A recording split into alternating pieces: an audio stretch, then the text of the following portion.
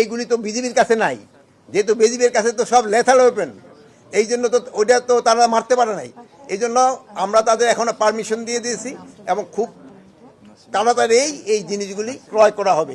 আর যেগুলি এই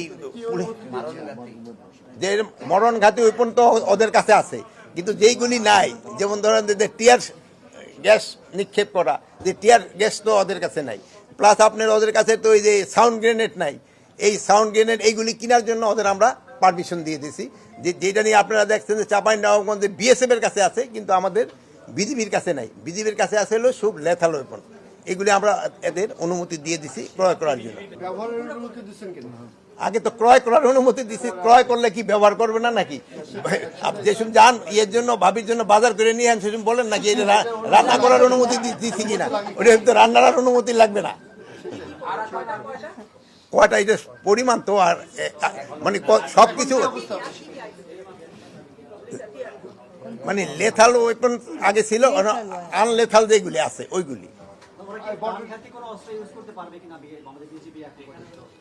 প্রাণঘাতী অস্ত্র তো ওদের দেওয়াই আছে। প্রাণঘাতী অস্ত্র তো যেই সময় দরকার হলে, এখন যদি সেনাবাহিনীর জিজ্ঞেস করেন আপনারা প্রাণঘাতী ওয়েপন ব্যবহার করতে পারেন কিনা, যুদ্ধ হলে কি ব্যবহার করবে, তা তো ওইটাই ব্যবহার করবে। মানে পরিস্থিতি হলে তারা ডিকটেট করবে কোন সময় কোনটা ব্যবহার হবে। সীমান্তের অবস্থা এখন মোটামুটি স্টেবল অবস্থায় আছে, কোন রকমের বড় ধরনের কোনো সমস্যা নেই।